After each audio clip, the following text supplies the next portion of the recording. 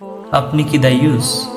রাসূলুল্লাহ সাল্লাল্লাহু আলাইহি ওয়াসাল্লাম বলেন, দায়ুস কখনো জান্নাতে যাবে না। আসলে দায়ুস কারা, এদের পরিচয় কি?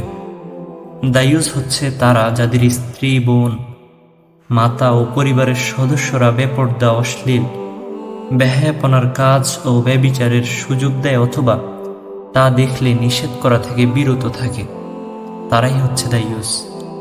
আসুন এ ব্যাপারে কোরআন সুন্নাহ আমাদেরকে কি বলছে। সূরা নূরের 19 নম্বর আয়াতে আল্লাহ তাআলা বলেন, ইন্নাল্লাযীনা ইউহিব্বুনা আন তাশিআল ফাহিশা ফিল্লাযীনা আমানু লাহুম আযাবুন আলীম ফিদ দুনিয়া ওয়াল আখিরাহ ওয়াল্লাহু ইয়া'লামু ওয়া আনতুম লা তা'লামুন। যারা চায় যে মুমিনদের মধ্যে অশ্লীলতার প্রচার ঘটুক, তাদের জন্য রয়েছে দুনিয়া ও আখিরাতে যন্ত্রণাদায়ক শাস্তি, আর আল্লাহ জানেন, তোমরা জানো না।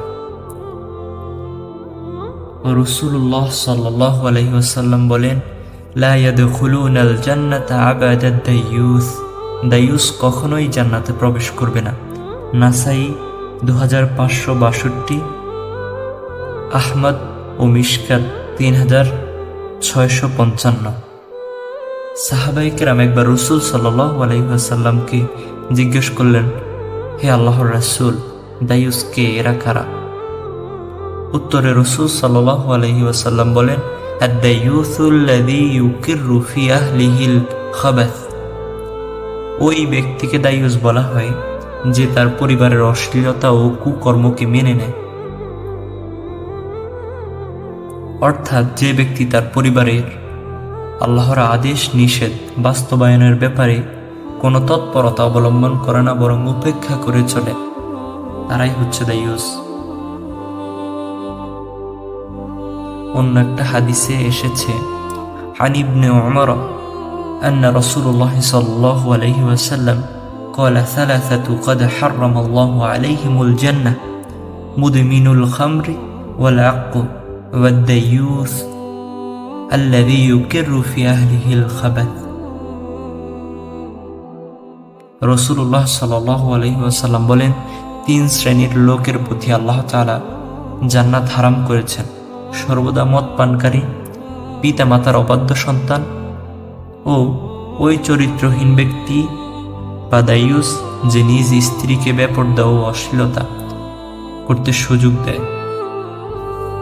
এখন আসুন বেপরদা নারীদের ব্যাপারে। রাসূলুল্লাহ সাল্লাল্লাহু আলাইহি ওয়াসাল্লাম বলেন, কাপড় পরিহিতা উলঙ্গিনী এবং পুরুষদেরকে নিজের প্রতি আকৃষ্টকারিণী স্ত্রী লোকগণ বেহেশতে প্রবেশ করতে পারবে না, বরং তারা বেহেশতের সুগন্ধও পাবে না, অথচ ওই সুগন্ধ 500 বৎসরের দূরত্ব হতে অনুভূত হয়।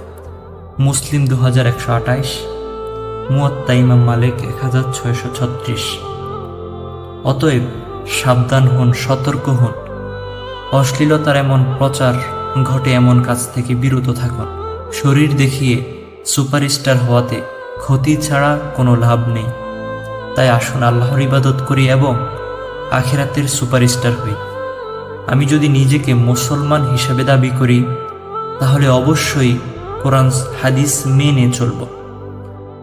এখানে বর্ণিত কোরআন ও হাদিস গুলো যদি নিজের সাথে মিলিয়ে নেই, তাহলে কি দেখতে পাবো? আমি কি সঠিকভাবে আমার দায়িত্ব পালন করছি? আমার পরিবারকে সঠিক নিয়মে পরিচালনা করছি? আমি জোর গলায় বলতে পারি, বর্তমানে হাতে গোনা কয়েকজন ছাড়া কেউ আমরা নিজেরা তো সঠিক নিয়মে চলছি না, বরং পরিবারকেও আমরা ভুল পথে নিয়ে যাচ্ছি। মহান আল্লাহ তাআলা বলেন, ইয়া আইয়ুহাল্লাযীনা আমানু কু আনফুসাকুম ওয়া আহলিকুম নারা ওয়াকুদুহান নাস ওয়াল হিজারা আলাইহা মালাইকাতু গিলাদুন শিদাদুন লা ইয়াসুনাল্লাহু মা আমারাহুম ওয়া ইয়াফআলুনা মা ইউমারুন। তোমরা নিজেরা জাহান্নাম থেকে আত্মরক্ষা করো এবং তোমাদের পরিবার পরিজনকে জাহান্নাম থেকে রক্ষা করো, যার ইন্ধন হবে মানুষ ও পাথর, যার উপর নিয়োজিত রয়েছে কঠোর হৃদয় সম্পন্ন ফিরিস্তাগণ। তারা আল্লাহ যা নির্দেশ করেন তা বাস্তবায়নে অবাধ্যতা করে না, আর তাদের যা নির্দেশ প্রদান করা হয় তাই তারা করে।